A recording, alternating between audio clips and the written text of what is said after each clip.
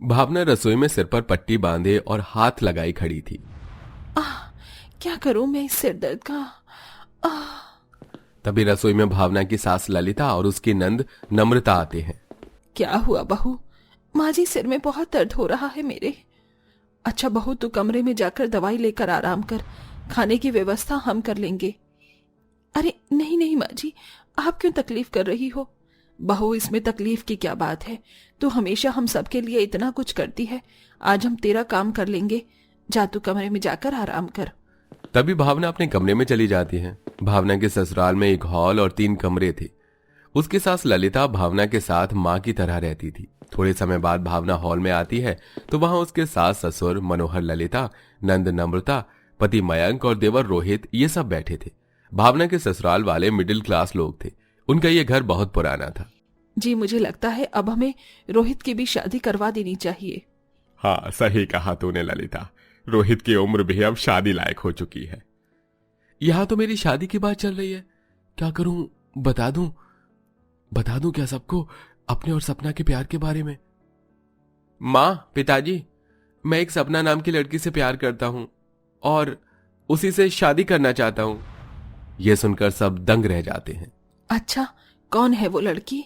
माँ, सपना अपने गांव के सेठ हरीश काका की बेटी है। क्या? हरीश भाई की बेटी? अरे हरीश भाई तो काफी अमीर है। जी पिताजी। माँ, मुझे सपना से ही शादी करनी है। हम कल ही सपना के घर तेरा रिश्ता लेकर जाएंगे। यह सुनकर रोहित बहुत खुश हो जाता है। रोहित उसी गांव के सेठ हरीश की बेटी सपना से प्यार करता था।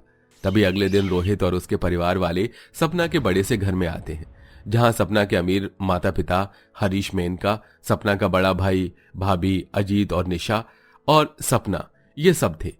तभी सपना अपने माता पिता को रोहित और अपने प्यार और रोहित के परिवार वालों के बारे में बताती है। तभी मेनका, हरीश सपना को एक कमरे में ले जाते हैं। सपना, तो इस गरीब रोहित से शादी करना चाहती है? माँ, रोहित जी बहुत अच्छे इंसान हैं और उनके परिवार वाले भी बहुत अच्छे लोग हैं। पर सपना। पिताजी, मैं शादी करूंगी तो केवल रोहित जी से ही करूंगी, वरना मैं जीवन भर कुंवारी घर में बैठी रहूंगी। फिर क्या था, बेटी की जिद के आगे मेनका हरीश को हार माननी पड़ती है, जिसके बाद दोनों अपनी बेटी सपना का रिश्ता रोहित के साथ तय कर देते हैं। सपना और रोहित की शादी 1 महीने बाद की तय हो चुकी थी। कुछ दिन बाद बारिश का मौसम शुरू हो चुका था। इस बार तेज तूफान के साथ बारिश हो रही थी। अब बारिश के कारण हमेशा की तरह इस बार भी ललिता के घर की छतों से पानी टपकने लगता है। ललिता का घर पुराना था, जिसकी दीवारें और छत काफी कमजोर हो चुकी थी। अब ये क्या नई मुसीबत आ गई? शादी को कम समय बचा है और ये घर की दीवार और छत से पानी टपकता जा रहा है। बारिश आई नहीं कि घर में पानी आने की समस्या शुरू हो जाती है। बहू, जा घर में बर्तन रख दे, वरना पूरे घर में पानी ही पानी भर जाएगा। तभी भावना घर में जगह जगह बर्तन रख देती है। इसी तरह 2 दिन बीत जाते हैं। तभी रोहित और सपना की शादी होते ही अचानक बारिश शुरू हो जाती है और बारिश के कारण सब पानी में गीले हो जाते हैं। भावना बहू, तू सपना बहू को ऑटो में घर लेकर जा, हम ट्रक में आते हैं। समधी जी, आप सपना के लिए कार नहीं लाए? आप हमारी बेटी को इस ऑटो में विदा करके ले जा रहे हैं? अब क्या कहूं इन्हें, हमारे पास तो कार के किराए के लिए भी पैसे नहीं है। अपनी दुल्हन को कौन ऐसे ऑटो में विदा करके ले जाता है? वो क्या है ना समधन जी, हमने कार बुक की थी, पर वो बारिश की वजह से कार वाला आया नहीं। कहीं अपनी बेटी की शादी ऐसे घर में करवाकर गलती तो नहीं कर दी हमने। तभी भावना अपनी देवरानी सपना को ऑटो में लेकर अपने ससुराल आती है। तभी सब अपने अपने कमरे में चले जाते हैं। इधर सपना अपने कमरे में थी, तभी उसके कमरे में छत से पानी टपकते हुए सपना के ऊपर गिरने लगता है। यहाँ तो छत से कितना पानी टपक रहा है। थोड़े समय बाद जब सब हॉल में आते हैं तो वहां भी हॉल की छत से पानी घर के अंदर आ रहा था। पूरे घर में पानी ही पानी भर चुका था। ओह, ये पानी तो कितना आ गया घर में। चलो मैं पानी साफ कर देती हूँ। तभी भावना घर में आए पानी को बाहर फेंक रही थी। ये देखकर सपना भी भावना के पास आकर पानी बाहर फेंकने लगती है। अरे सपना, तुम रहने दो, मैं फेंक दूंगी सारा पानी। जिठानी जी, आप अकेले थक जाएंगी इतना पानी फेंक कर। सपना, तुम आज ही तो इस घर में आई हो, जाओ तुम सामने बैठ जाओ, मैं फेंक दूंगी पानी। हाँ सपना, तू यहाँ आकर बैठ जा, भावना बहू फेंक देगी पानी। तभी सपना सबके पास आकर बैठ जाती है और अकेली भावना घर में आए पानी को फेंकने लगती है। थोड़े समय बाद, माँ, हमारे कमरे में तो बैठने की भी जगह नहीं है। पूरे कमरे में हर जगह से पानी टपकता जा रहा है। अब हम कहाँ सोएंगे माँ? देवर जी, हमारे कमरे में पानी नहीं आ रहा है, आप और सपना हमारे कमरे में जाकर सो जाइए। तभी सपना भावना के कमरे में जाकर सो जाती है जहां पानी नहीं आ रहा था, और भावना, मयंक, सपना और रोहित के कमरे में जाकर बैठ जाते हैं जहां कमरे में हर जगह से पानी आ रहा था। अगले दिन सवेरे घर में गैस खत्म हो चुकी थी। इसे भी अभी खत्म होना था।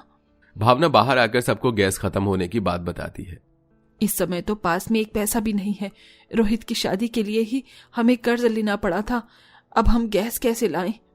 मेरे पास भी पैसे नहीं है। मयंक और रोहित उसी गांव के एक कारखाने में अलग अलग पोस्ट पर नौकरी करते थे। उनकी आमदनी इतनी थी कि बस घर चल रहा था। अब शादी में उनका सारा पैसा खर्च हो चुका था, यहां तक कि उन्हें कर्ज भी लेना पड़ा था।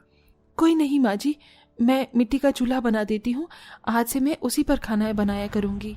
तभी भावना किचन में ही एक मिट्टी का चूल्हा बना देती है और उसी पर खाना बनाने लगती है। रात का समय, सपना भावना दोनों रसोई में थे।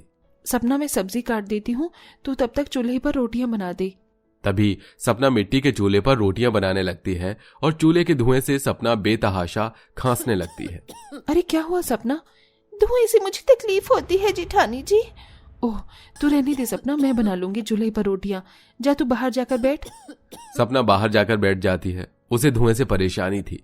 उसके बाद भावना अकेली सबके लिए खाना बनाती है। इसी तरह दिन प्रतिदिन बीतने लगे। सपना के ससुराल वाले सपना का बहुत ख्याल रखते थे और भावना तो उसे मिट्टी के चूल्हे पर खाना ही नहीं बनाने देती थी। एक दिन अचानक सपना को बहुत तेज बुखार आ जाता है। रात का समय था। ललिता और सब भावना के कमरे में सपना के पास बैठे थे। माँ जी, आप सब जाकर आराम कीजिए, मैं सपना के पास बैठती हूँ। रोहित चल, हम दोनों बाहर हॉल में सो जाते हैं। सब बाहर चले जाते हैं और भावना सपना के माथे पर पट्टियां डाल रही थी और उसका सिर दबा रही थी। ज्यादा तकलीफ तो नहीं हो रही ना सपना? जी नहीं जेठानी जी। मेरी ससुराल वाले कितने अच्छे हैं ना, खासकर जेठानी जी। जेठानी जी मेरा कितना ख्याल रख रही हैं। तभी भावना रात भर सपना के पास बैठकर उसका सिर दबाती रही। इसी तरह दिन प्रतिदिन बीतने लगे। भावना और सब सपना का खूब ख्याल रख रहे थे। भावना सपना को अपने हाथों से दवाई देती है, उसे अपने हाथों से खाना खिलाती है। अपनी जेठानी का अपने प्रति ऐसा प्यार देखकर सपना की भी आंखों में आंसू आ जाते हैं। कुछ दिन बाद सपना ठीक हो जाती है। एक दिन सपना के माता पिता मेनका, हरीश और उसके भाई भाभी अजीत, निशा, ये चारों सपना के ससुराल आते हैं तो बाहर बारिश का पानी घर की छत से घर में आ रहा था। अरे, आपके घर की छत से तो पानी टपक रहा है। हाँ, वो बारिश में छत से ऐसे ही पानी टपकता है। आप लोग घर की मरम्मत क्यों नहीं करवाते? अगर पानी के कारण छत गिर गई तो? अरे नहीं गिरेगी छत समधी जी, हम तो सालों से रह रहे हैं इस घर में। पापा, ये कैसे गरीबों के घर में आपने सपना की शादी करवा दी? शादी से पहले कम से कम आपको इन गरीब लोगों का घर तो देख लेना चाहिए था। इस घर में कितनी गंदी स्मेल आ रही है, यहाँ तो बैठा भी नहीं जा रहा मुझसे। भाभी, वो बारिश के कारण घर में ऐसी स्मेल आती है। मैं सबके लिए खाने की व्यवस्था करके आती हूँ। भावना रसोई में आती है। सपना के मायके वाले बहुत अमीर हैं, उनके लिए मुझे बढ़िया से लजीज पकवान बनाने होंगे, पर क्या बनाऊं? अब घर में तो सादा ही राशन है। तभी भावना मयंक को बुलाती है, जिसके बाद मयंक बाहर किसी से कर्ज लेकर किचन और राशन लेकर आता है और भावना मिट्टी के चूल्हे पर खाना बनाने लगती है।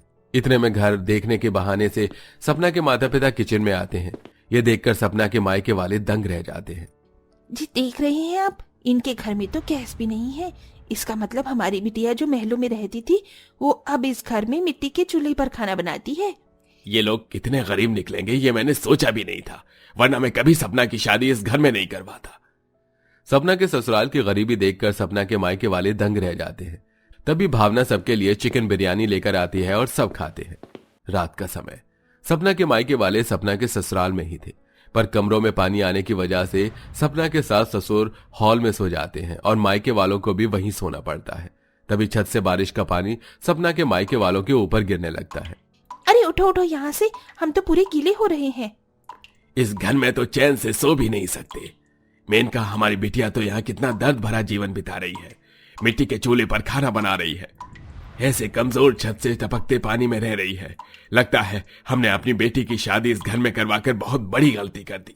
हमारी बेटी इतना दर्द भरा जीवन बिता रही है। बस अब बहुत हो गया। मखमल के गद्दों पर सोने वाली हमारी बेटी इस घर में ऐसे सो रही है। अब हम अपनी बेटी को और यहाँ नहीं रहने देंगे।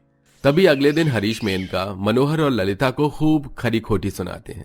अरे अपनी बेटी को आप जैसे फटीचर गरीब लोगों के घर की बहू बनाकर ही हमने बहुत बड़ी गलती कर दी। आप लोग हमारी बेटी को इतना दर्द भरा जीवन दे रहे हो। चलो सपना यहाँ से, अब तुम इस घर में नहीं रहोगी। मेनका हरीश सपना के ससुराल वालों की गरीबी और उनका खूब अपमान करते हैं। बस पिताजी बहुत हो गया, आप मेरे ससुराल वालों का इस तरह अपमान नहीं कर सकते। अरे आप क्या जानते हो इन लोगों के बारे में? आपको क्या लगता है मैं यहाँ तकलीफ में हूँ? नहीं पिताजी, यहाँ मेरी माँ जैसी प्यारी सास है जो एक बेटी की तरह मुझसे प्यार करती है। बहन जैसी जिठानी जी हैं जो कदम कदम पर मेरा साथ देती हैं, मुझे आराम देती हैं। इतना अच्छा परिवार है जो मेरा इतना ख्याल रखता है, और आप ऐसे परिवार का अपमान कर रहे हैं। तभी सपना अपने मायके वालों को खूब खरी खोटी सुनाती है, जिसके बाद वो सब वहां से चले जाते हैं। तभी सपना अपने ससुराल वालों से माफी मांगती है और खुशी खुशी अपने ससुराल वालों के साथ अपना जीवन बिताने लगती है।